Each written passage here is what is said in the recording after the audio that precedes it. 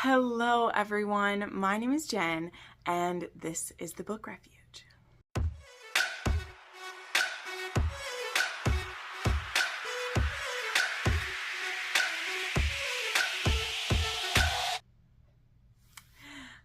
Today I'm bringing you another weekly wrap up and I am so excited because y'all, I found a new series to binge. I've already been posting about it everywhere and I'm so excited to talk through the entire series here with you guys today. But I did also read some other things, some anticipated releases and also a few absolute bombs that will be fun. So this is going to be a gushing and a ranting review of a few books. But first off, we have to say a huge thank you and welcome to two new patrons to the Book Refuge here. We have Erica F and Karen B, who both of these ladies have been long-term supporters of my channel. So thank you both so much for joining my Patreon and supporting me there. It just means so much to me that you would like to support what I do here. It helps so much. It really, really does. The beginning of the month is always like a scary part for me because I see, how many people have had to move on and how many people are sticking around, and it can just be very stressful. It's also like, all the bills are always due the beginning of the month, so it's just always like, is this month, do we got it? We got it.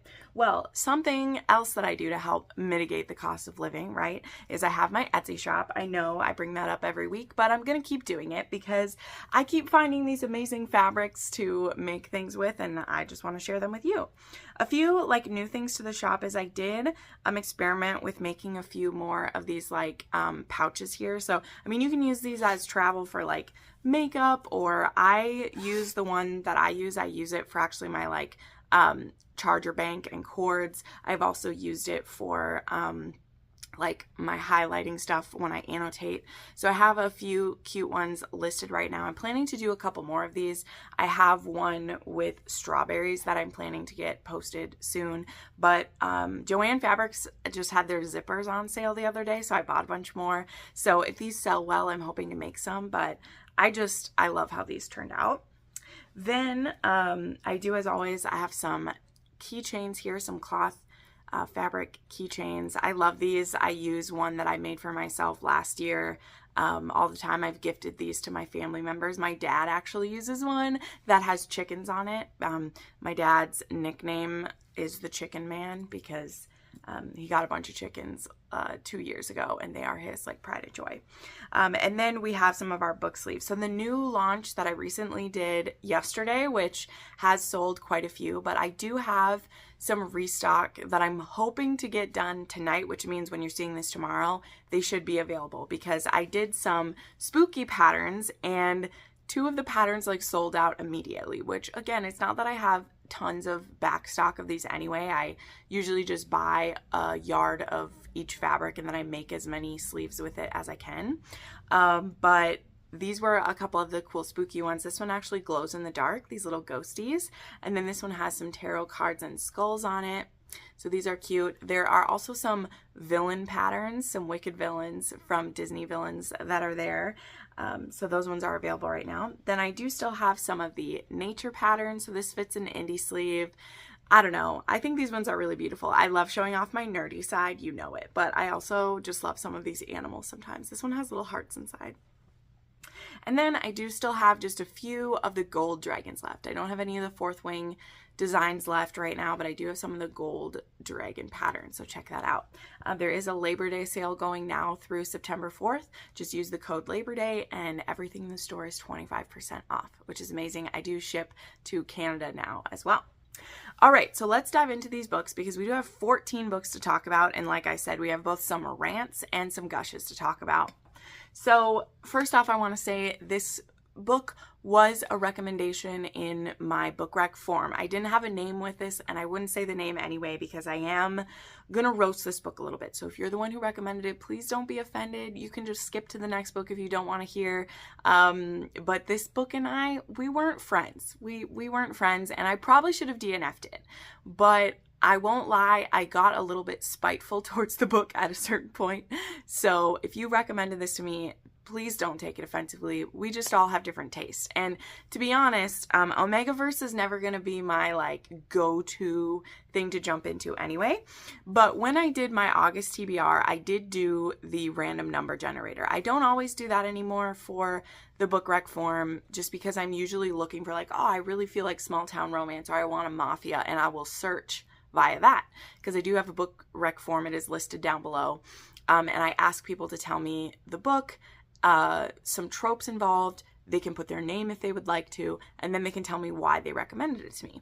Those are the things that I ask. And this time I just did the random number generator, and choosing her alpha is what came up. And this one is an Omegaverse. It's an MF Omegaverse. And I don't really want to go into the explanation of Omegaverse because that is not this video, but I went in with an open mind. Like I said, I've read a few Omegaverse before. I've read some MM Omegaverse, and I've read a Why Choose Omegaverse, and I think I've read another MF Omegaverse at a time as well, but it's not usually my bag of tricks, okay? And this one involves our heroine,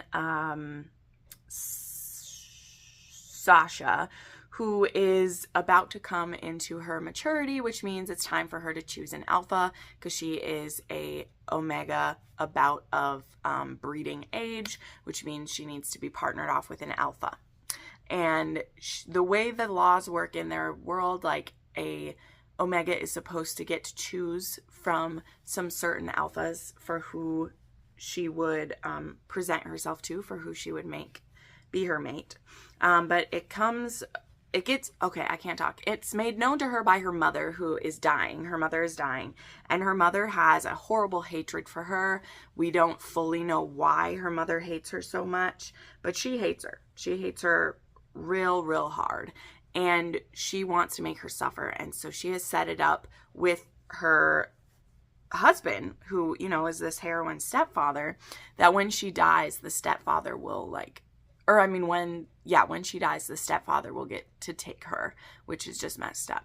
And so she doesn't want this to happen. So she decides to make a run for it, and she goes to this other alpha whose name is Alpha Kane. Now, her father was like an enemy of this guy. She doesn't know why, but her father was an enemy of this guy, but she'd also heard him say that he was honorable. So she goes and presents herself to him, and he agrees to take her in, but then some stuff goes weird about it.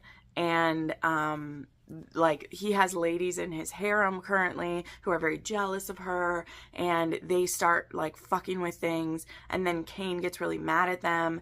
And at one point in this book, they have like, they're supposed to give her her own room where she can be safe and feel like protected, and they instead give her a space in their room, which is literally the harem room. It's where he will come to have sex with them.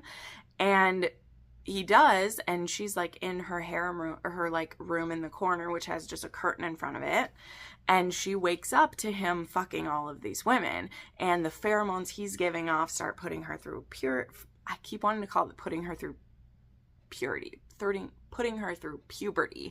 And there's a point where, when he realizes what these women have done, which they were not supposed to do this, they were supposed to give this woman their own space, he realizes that they were either A, like trying to make her jealous, or B, like put him in a tough position, because he wasn't going to make a move on her until she, you know, was fully mature and was able to choose who her alpha would be. But now by having her be in the room when he was like in rut with these women, it has put things biologically turning in her, and has also like raised his like protective instincts. And so he makes the choice to say that by her being in this room with him when he's in rut is like these women are tempting him to be because he is feeling attracted to someone who hasn't went through puberty yet. And he's like, do you want me to defile my mother and father's name by becoming a... And that word didn't need to be used. It didn't need to be used. I realize he's trying to strongly get across how upset he is with this women, and like how these women, and like how wrong this is. But I wasn't even thinking that he was this thing. Sorry, I know YouTube doesn't like that word, so we're not saying it, but you know. And like, he didn't have to call himself that. You know, he just could have said, you guys are trying to rush something that didn't even happen.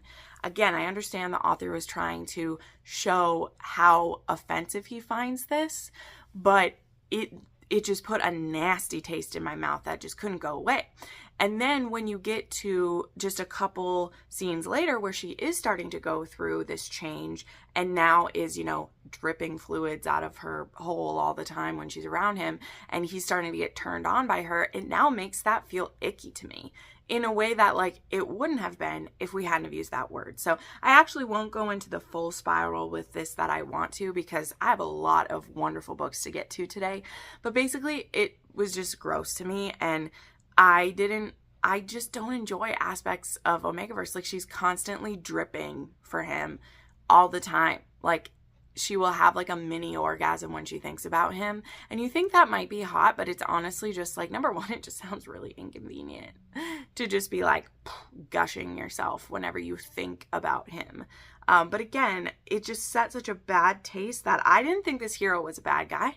I thought he was a good guy. And we find out more and more about her own father and the dangerous positions that he put her in. And I liked him even more. But I could never get out of my mind that he called himself a P word for being attracted to her. And then anytime he was attracted to her, I was like, ooh, you better not be attracted to her because of that. So it just ruined itself for me. So anyway, I gave that 2 stars. It was a 3 on the spice scale. And there was death of a parent, attempted assault, lots of bodily fluids, and also body betrayal, because there are times where because of the change she's going to, she'll be attracted to any male who like puts off that dominance. So there is someone who's like attempting to assault her, and her body is like betraying her with this, which is always tough to read. Always tough to read about when that happens. All right, next up, we were still having the romance readathon, by the way. So I was still trying to squeeze in some historicals. So I read A Dangerous Proposal by Gillian Eaton. This was a book that I had got for free during one of the Stuff Your Kindle days, and the audiobook was actually on AnyPlay, so I listened to it this way. This book had a very interesting setup, because it was a heroine who, she was actually divorced from her husband. He actually forced her to have this divorce so that he could marry his mistress, and he has like rejected her and his kids. And so she is almost destitute. She's been relying on the kindness of her friends, and she's trying to, you know, get a job and find a way to support them. And then we have our hero, Felix, who he used to be a thief, and they actually met once when he was thieving from her friend. He like steals something from her friend when she's there. And now he's a Bow Street runner. So now he works for the right side of the law. And he comes across her when she is like moving into her new home, and he's very worried about her, about where she's living in town, and he also feels very attracted to her, and he decides that he wants to court her. Like, that is literally this story, is he decides that he wants to court her. Now, the heroine, though she is attracted to him, she has a lot of reservations, and she doesn't know if she ever wants to be married again after what her husband put her through, and she thought she could trust this man, and he abandoned her. She also is a rape survivor, and she was shamed for that.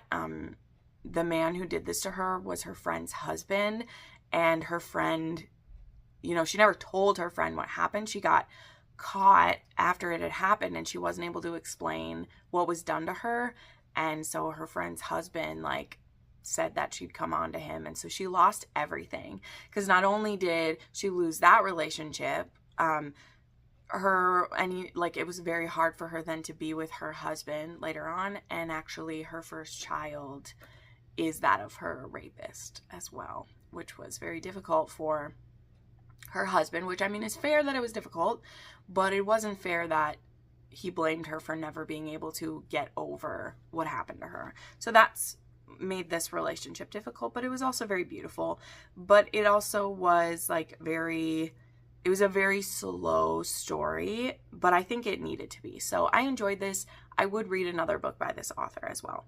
So this was a 4-star read for me, and it was a 1 on the spice scale. It definitely wasn't a spicy one at all. It was really about her coming through this trauma and Felix being there for her, which was very beautiful. Then I read another historical to get some points. I read The Irresistible Miss Pepperwell by Stacey Reed. This is book 2 in The Scandalous House of Clayton. And so this book is actually like taking place at the same time as the first one, which was the Duke's Shotgun Wedding, where this hero is the one that was kind of courting the heroine from the first one. And when he decides to go for Miss Pepperwell, that woman goes to his brother and threatens him with a shotgun. And those two end up married. So while that's happening, this is happening. And we have, let's see, what was this hero's name? Lucas. He decides to go after, oh no, that's not right. Anthony. I went down too many. Anthony decides to go for Miss Pepperwell. She doesn't want to be married. She's kind of a blue stocking.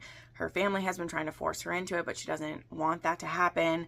And he decides to pursue her. He didn't think that he ever wanted to be with someone, but he decides to pursue her. There's just a little matter of the fact that he has recently discovered that he's a bastard.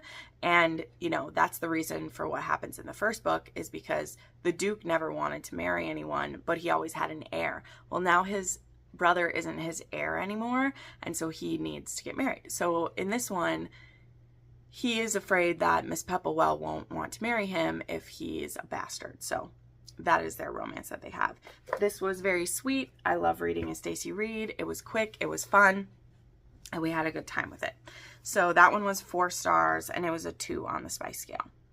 All right, here we are. Then we got started with the Montana series, or the Resting Warrior Ranch series, which I just devoured. So we're going to break down the books that I got through in this series as we go. So I binged 3 in a row before I came up for air even with this series. So the first one in the series is Montana Sanctuary. I listened to this actually on Spotify because I received a free book on the Stuff Your Earbuds Day. And this one had a free download on Spotify for it. So this was book 1. It's by Josie Jade and Janie Crouch, and it is the beginning of a small town series that I just adored. So it's 7 ex-military, former military men who, they all have PTSD, they all have trauma, and they wanted to create a safe place for them to heal and to help others. So they pooled their resources and they bought this land in Montana, and they began Resting Warrior Ranch, where they set up animal therapy. They also are partnered with a local psychiatrist who works with PTSD cases, and they set this up to keep each other accountable because they know the statistics of veterans who unalive themselves. This is a very true thing. And they wanted to create a place where people could come to work through their PTSD. And eventually, not just veterans, but other people who might have trauma for other reasons, which we meet throughout the series, some other people who have that. And so they have created this place. This book starts off with Evelyn, who is actually on the run from her abusive ex-fiance. He is a billionaire and very wealthy, and he's obsessed with her. And he had physically, he's defiled her, but he had physically scarred and beaten her, and any attempts she had made to get away had not went well. So for the past few years, she's been on the run. She will find different towns to stay in and use different names. And every time he will find her, and when he makes his presence known, she will leave without any warning and go on her way. So the prologue of this book is us seeing that happen. We're seeing one of her identities get burned, and she picks up her go bag and she gets out of there. And she ends up in this small town of Garnet Bend, Montana, which is nearby to Resting Warrior Ranch. And when she stops in this town, she finds a poster asking for someone to clean cabins. And so she goes to show up at this. And then we have Lucas, who of course is one of these men there. And actually this job position isn't available anymore. It's already been filled by someone else, but he helps her find a job in town at a local coffee shop where Lena works, who we'll see Lena again soon, but he helps her get a job there and offers her one of the cabins to stay in. because he can tell that she has PTSD, just how she's acting. He doesn't fully know why, but he knows something's up. So as she spends this time in this town and is getting to know these people, she starts to open up. And when her stalker makes his presence known, the Lucas and the other men convince her not to run this time, because if there's any place she has the chance of making a stand and being safe, it's going to be with these men who have like state-of-the-art security, and they have skills that could actually help her fight back. So this whole series does have small elements of suspense through it, and sometimes it's done better than others. But one thing that I liked is that just based on who these men are and based on the people they interact with, the suspense elements like makes sense, you know. So yeah, I loved this one, and we got started with it. So this one I gave 4 stars. It was a 2 on the spice scale. This one has trigger warnings of torture, branding, and domestic abuse. Then I dived into Montana Danger. So this one is about Harlan and Grace. So we find out about Grace. She owns a nearby ranch, a bordering ranch to the Resting Warrior Ranch, and she has some type of history with Harlan. We don't know what it is right away, but we know that they liked each other when they were kids. Now, Grace is actually a widow. Recently, her husband, who I can't remember his name off the top of my head, had passed, and they were actually married for quite a while. Like, they were married for quite a few years. But what becomes clear is that it was actually a very platonic relationship, and that her husband had actually married her to keep her safe from her father. But now that he's gone, she's in a bit of financial trouble. Her ranch is in trouble, and she doesn't even necessarily like running this ranch, but she feels that it's her husband's legacy, and she would never want to pay back the kindness he gave her by being that protector for her when she was young by not taking care of his ranch. Now, there is another neighboring rancher who is trying to get her ranch from her. He's trying all these different things, including one of them saying that there's this really old law on the books that no single woman can own land in Montana. Like, it is an archaic law, but this guy brings it forward, and he's like, it needs to go up for auction because she can't own it. So to solve this issue, Harlan offers to marry her, because it's like, you just can't be single. Doesn't say that I have to have been the one who owned the land. You just can't be single. So they do a marriage of convenience. Now, again, we start finding out the history of these two.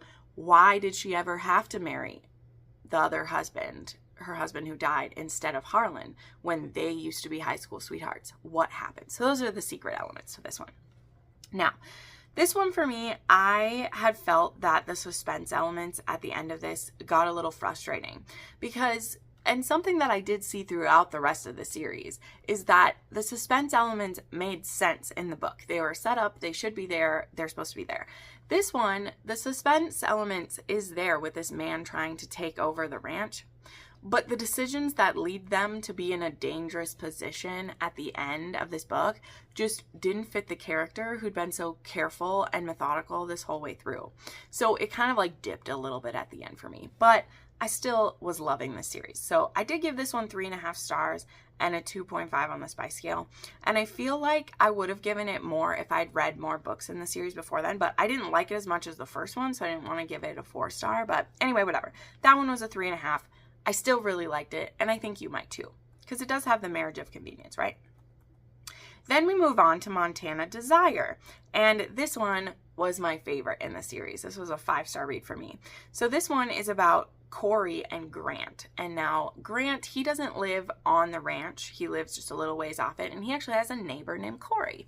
And Corey is the small town veterinarian in the area, so she helps out Resting Warrior Ranch, and she also, you know, I mean, obviously she helps everybody's animals in the area, but she's a regular at those places because of what her job is. Now, Corey is actually from a very wealthy family, and her family is trying to press her into being a surgeon because that's what the people in her family do. She didn't want to be a surgeon. She's a veterinarian. She's a doctor in that way, and they're trying to pressure her into going back to medical school to be a surgeon. And the way they're trying to pressure her is to withhold her trust from her. She's about to turn 30, and she's supposed to have access to her trust, and they want to withhold it from her unless she goes to medical school again. In the beginning of this book, she actually has a boyfriend, and things quickly go bad with him when she suggests that they change things up in the bedroom, and he flips on her. Like, he goes berserk on her, and her neighbor overhears what's happening, and he kind of steps in and is like, dude, she asked you to leave, you need to go. And this guy's like, who are you? And he's like, I'm an ex-SEAL who could put you on the ground in 3 seconds, so you should step away. And oh my gosh, the flutters that I felt when he did that were amazing. The audiobook for this one was also Joe Arden, by the way, so that might have had something to do with it. Just saying.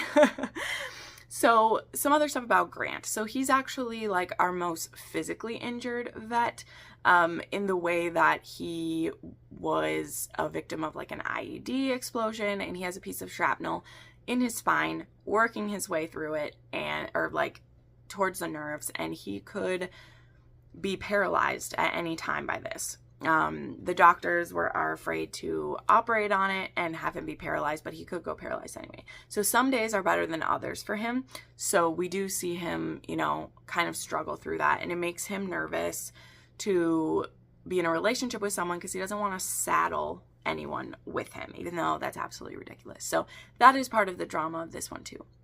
But what really won me over to this one too was, number one, the suspense element of this one was probably the toughest for me, but it made me love it the most because our heroine, being the vet, she discovers that some racehorses that she's in charge of like looking out for keep turning up sick, and it appears that it may be nefarious why they're turning up sick. So the suspense element of this one has to do with these horses who are being harmed.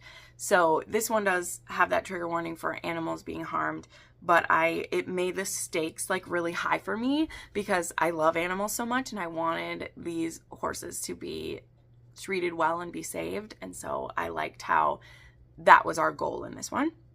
And then this one does have just a little bit of BDSM going in it because one of the things Corey had been asking her boyfriend, who he went way over the top, she wasn't even asking him to like beat her or spank her or do anything crazy. She just wanted to know if he maybe wanted to tie her up sometime, and he just rejected that so strongly. Well, one of the things that Grant really likes to do is a little bit of BDSM and bondage and stuff like that. So they get to explore that together, and it was really beautiful stuff.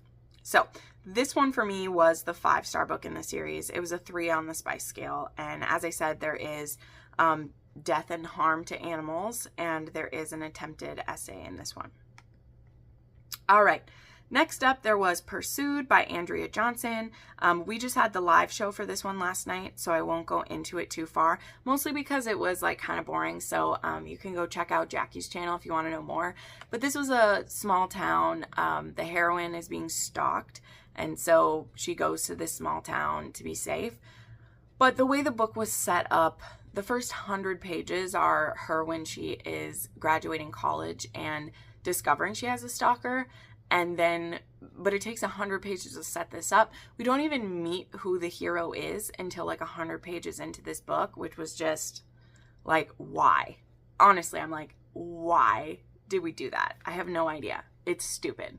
And then there's her 3 years later going to this small town to try to like get a break from this stalker, and things escalating from there. So I didn't hate this one, but it was just poorly paced.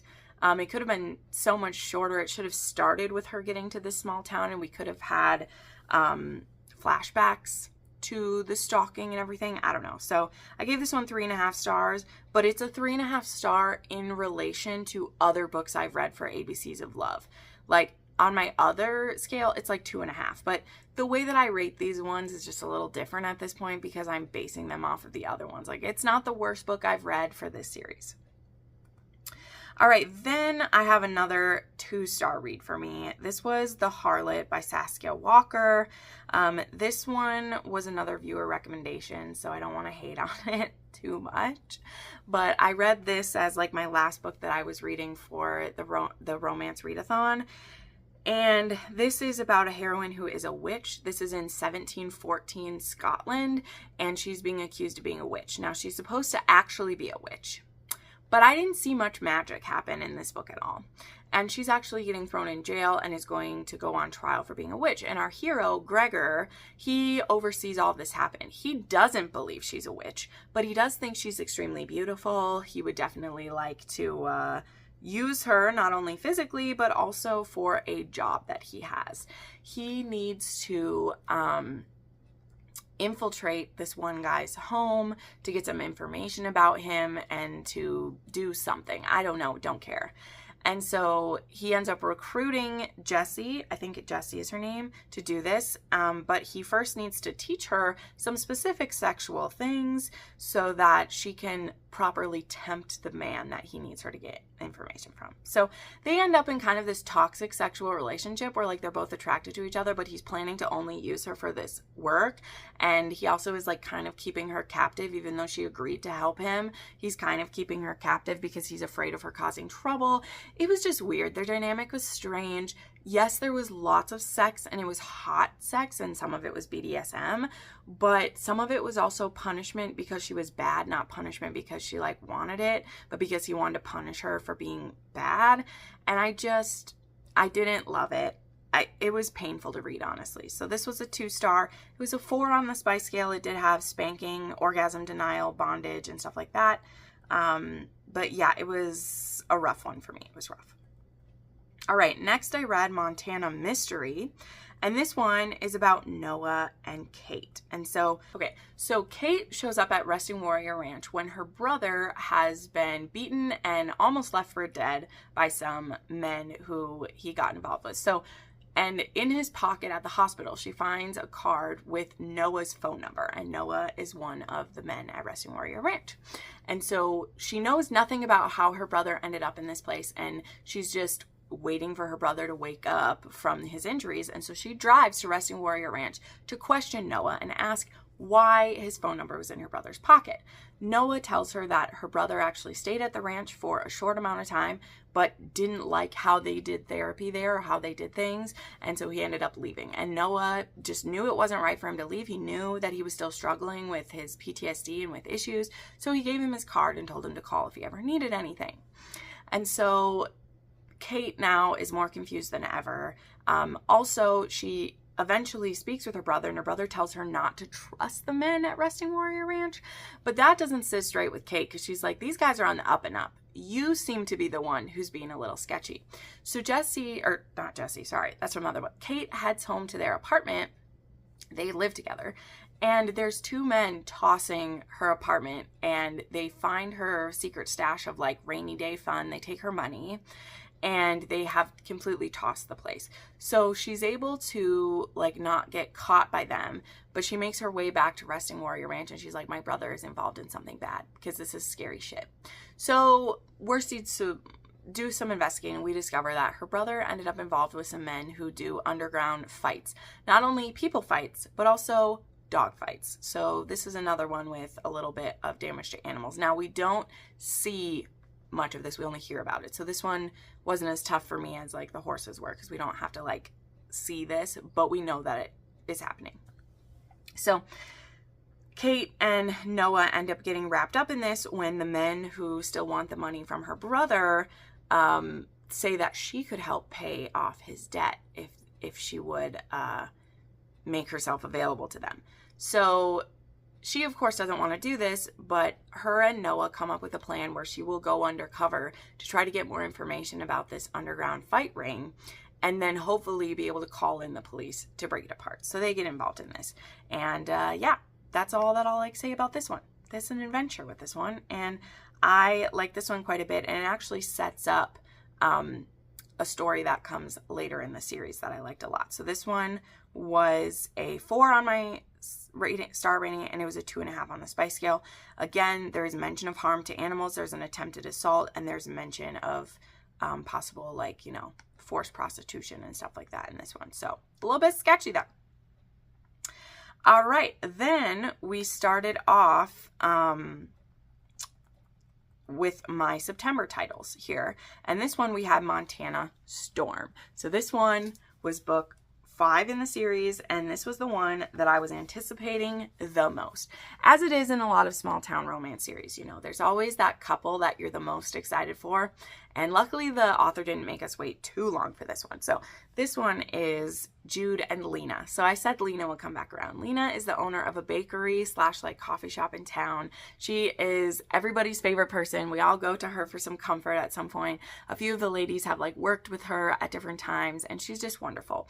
And her and Jude have had a thing for each other basically since the men opened their ranch. But Jude, he sees himself as way too damaged. He has night terrors. He likes kinky things in the bedroom. He thinks he would be way too much for Lena, and he would not want to saddle her with all of her trauma.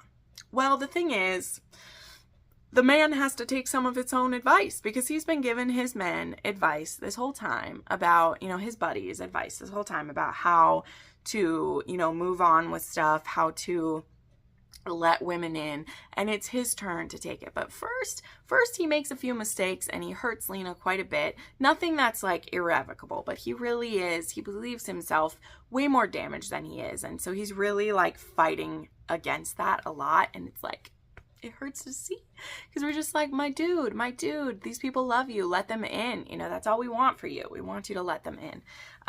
But how it plays out is really beautiful. So the thing with this one though is that Jude and Lena, they don't make us wait too long. They get their stuff worked out soon. And then the suspense element of this one takes over. So we do have that. And in this one, it isn't so much the woman who is the trouble, although it will appear that Lena is the one in trouble, but it goes from there.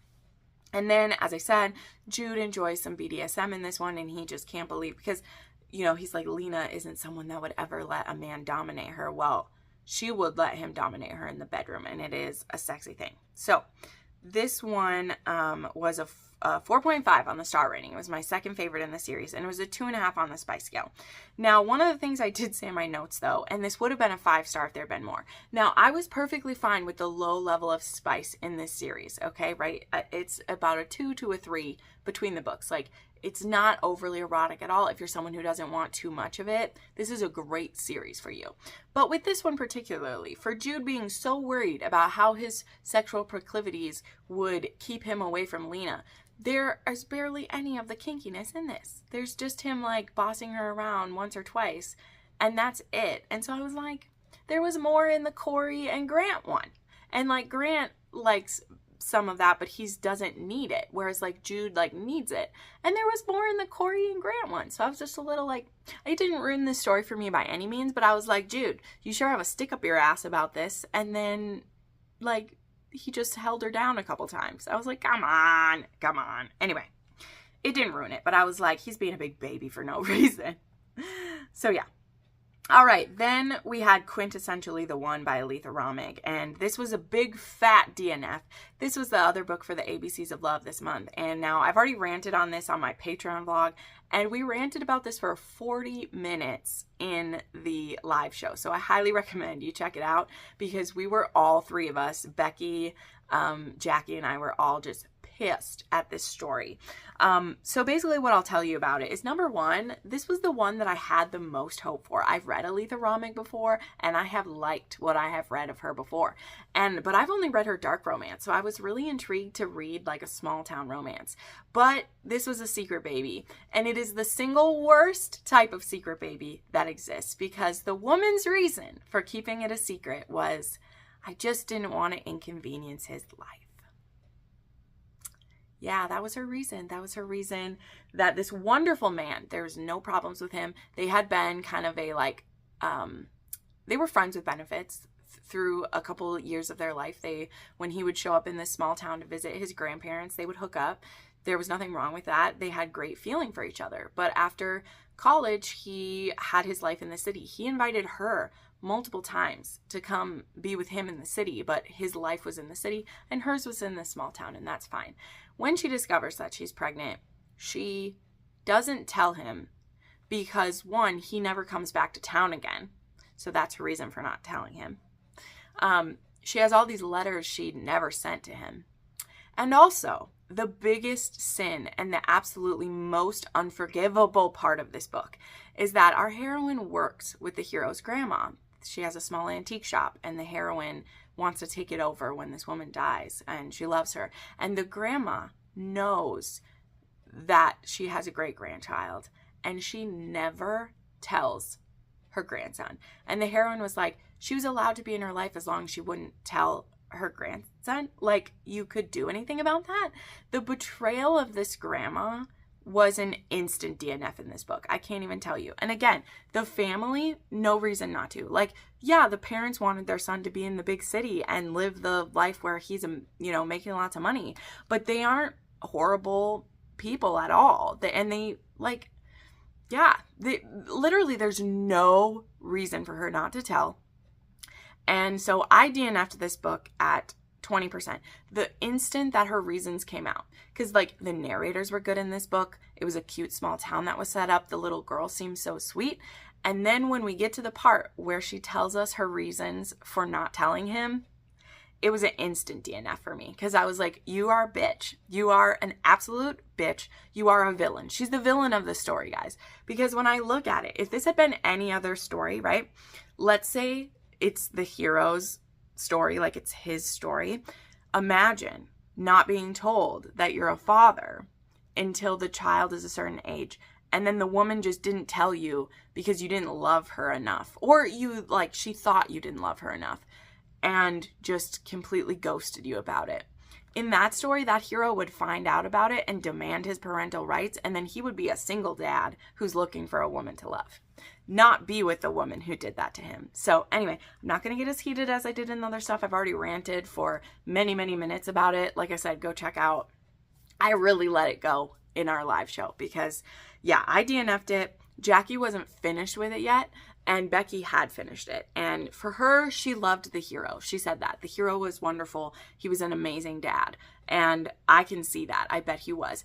All the more reasons why the heroine was a complete C-word. Yes, that's how much I hate this woman. She was a complete C-word to do that to this husband this man. He did not deserve it at all. No reason. So what if he didn't want to move to the small town? Then you could have shared custody. That's his right to know about his child and decide if he wants to move to the small town to be with the child, or if you guys need to share custody like that. So that's all I have to say. I fucking hated it, and it was a DNF, but it would have been 1 star if I had finished it because I have no patience. Secret Baby's already an uphill mountain. Y'all know it's my least loved trope behind cheating. It is a tough road to hoe. When it works, it is a winner. It's fantastic, but otherwise, crashed and burned off the side of a cliff. Bye-bye. Peace out. All right, then I finished up the Resting Warrior Ranch, or I'm all caught up. There is at least one more book coming actually in September, so perfect timing. So I read Montana Freedom. Now this one is about Daniel and Emma. So Daniel is actually the leader of he had been the leader of their SEAL group or whatever. So he carries a lot of responsibility for everyone. And Emma is actually a woman that was found in a cage when they raided the underground fight stuff. This woman was found in a cage. And we quickly discover that she's actually in that cage because she's the daughter of the ringleader of this, which is very distressing. And she, in the beginning of this, is on the run. Now, she had disappeared when we had raided this. And Daniel, who had been the one to help get her out of it, he hasn't stopped thinking about her. And he ends up running into her in town when she is trying to get medicine because she has gotten an injury and it's infected and she's really sick. And so she doesn't want to go to the hospital. So he brings her back to the ranch and he calls the doctor who helps them out a lot. And she's very frightened, very scared. And she starts slowly sharing about herself. And she gets asked to help. Actually, I just lied. That is not the last book in the Montana series. We're going to keep going. There's still another one. My brain's getting confused. Anyway, this was book 6. Yeah, this was book 6. And she needs to help take down her father. So this is between the two of them trying to take down her dad. So I gave this one 4 stars. It was a 2 on the spice scale. And yeah, it was a good one. All right. Then I read one of my most anticipated books of the summer, God of Ruin by Rena Kent.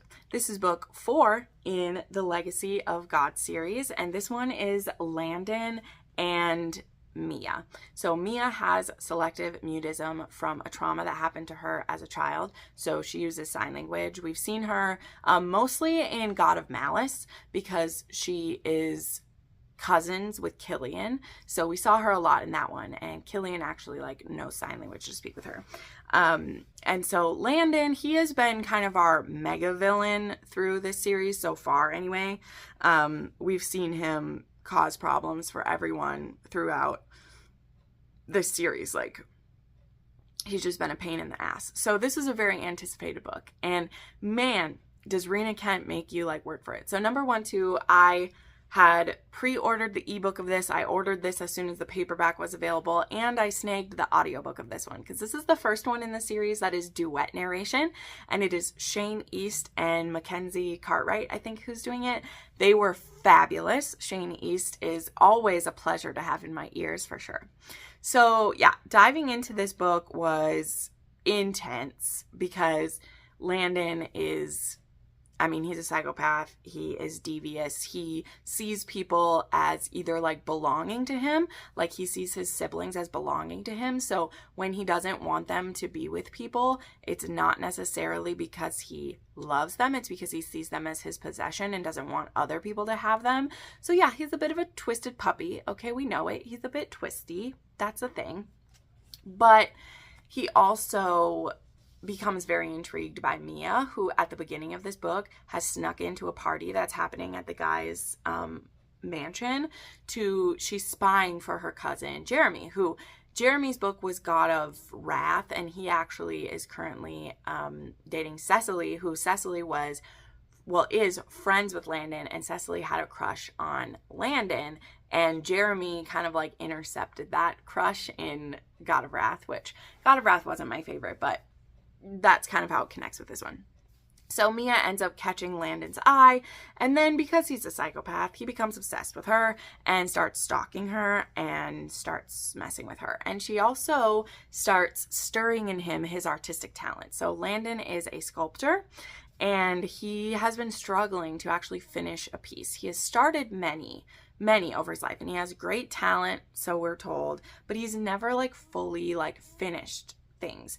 And he gets very inspired by Mia, and so he kind of sorta semi-kidnaps her to bring her to his secret lair, which is an old haunted house, which is kind of great, this haunted mansion thing, and uses her as his muse. So he just wants to kind of like have her there while he's working on things. And of course this also turns sexual between them, and things get very kinky and spicy, and they, you know, she begins to fall for him. And again, as the case with psychopaths, can he have feelings for you, or is he only ever going to play with you? Is he going to get bored with her and then she's going to love him, and oops, now he's bored with her, what do I do?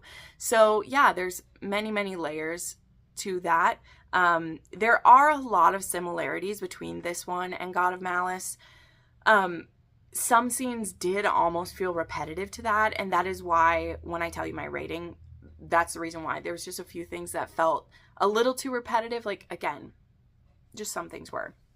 But when the turn starts to happen, which is always my favorite thing, like you're getting to the point where you're like, Landon can't be, this isn't going to work for me. It's not going to work for me. But then the turn starts to happen. And I really loved how he went about proving that he wasn't going to get tired of her, and that he was going to make this work, and he was going to make serious changes to how he acted and who he was so that he could keep her. And I really appreciated that, because that's what I'm looking for. The thing with psychopaths is like the bar is actually really low. I mean, it's high for what the story's like, but it's really low for what they have to do to be a decent person. Like, he does these small gestures for her, some of which, you know, like are manipulative because he wants her to want to be with him. But some of them are things that I don't really think he realizes that he's doing that show her how he cares. And, you know, he's going to have to find a way to make things livable between himself and Jeremy, because Mia, you know, is his little sister. So they also are both twins, right? So he's a twin with Brandon, and her twin is Maya. And then there is also trying to discover how, like, why she has selective mutism and what the trauma was that got her to that point, and if if Landon can help her with it. So I really feel like that was pulled off with this. And so I gave this one a 4.5 star. I still like God of Malice the best. That's the only reason this isn't a 5-star as well, is because books 1 and 2 were 5-star reads for me, but book 3 was a 4-star. So I like this one better than that. So this was a 4.5 star. This, of course, is full to the brim with all the kinkiness. So this was a 4.5 on my spice scale. This one had some dubious consent. There was breath play. She loses her virginity to him, and there's a very hot scene that has to do with her virgin blood, I'll just tell you. Somnophilia, there's some pain play, yeah, all that stuff. There's also PTSD, night terrors, and attempted assault that is not by the hero. So that's the thing. Like, there's some dubious consent that, like, is him pushing the boundaries, but it's him. And then there's someone else who attempts to assault her, so I want to warn about that. But, I mean, if you're reading Rena Kent, you're probably prepared for some of that to happen, right? So yeah, this was so great. I read this like all in one sitting. Honestly, while I was doing my sewing, I was just like riveted by this. I had a great time with it. All right. And then the last book I finished was Montana Silence. I don't know why I forgot about this one for a second, but this one is book 7 and is currently the most recent book out. So this one is about Mara and Liam, and this is another couple that you're really waiting for a while. So Mara is someone we see around the ranch, and she's someone who works there and has PTSD. So she wasn't a soldier. She was actually a member of a cult that was called the Order of the Brides or something. And it was this cult where the women girls would be married to it, and then they were brides of the whole order. So any of the men could fuck any of these children that they wanted to. And so she actually had escaped from this place many years ago. And she has so much trauma from this. So she kind of has a selective, like, mutism as well. Like, when she gets overwhelmed, she loses her ability of speech. So she's not completely that, but she definitely is very quiet and doesn't talk much. And we only see her talk a few times in the series before this. And so we have Liam, who he's had a crush on her for a while, but he really doesn't want to overwhelm her or pressure her into anything. But they're getting to a point where they're ready to move forward. Then some things come to light about the fact that the head of this cult is up for parole, and to keep him in jail, we need Mara to go and speak at his parole hearing, which is going to be extremely traumatizing for her to be in the same room as the man who wanted to turn her into a child bride. So that is something that Liam is going to help her through. So this one was so beautiful as well. This one was on the shorter side, though. I wish we'd had a little bit more of Liam and Mara in this one, but I gave this one 4 stars, and it was a 2.5 on the spice scale. And yeah, the trigger warnings are PTSD, child brides, and cults. So there we go for that. But that will wrap up my reading for this week. It was another really busy week, and if you've watched my August wrap-up, I highly suggest you check it out to see my favorite books of the month. I read 58 books in August. It's the best month I've had this year, so that's made these weekly wrap-ups so long, which I know you guys love. I like when they're long, too, because I love getting to talk long form about the books. It's just great. But anyway, definitely check that out. Make sure you're subscribed to the channel. I have a really fun, oddly specific rec video coming this week, so definitely make sure you're subscribed and hit the bell to know when it goes live. But also, if you would check out channel memberships, you actually have access to that video right now. So yeah, check those out. Thank you so much to my supporters who make this possible for me to focus on books as much as I do, and I'll see you guys in the next one. Bye.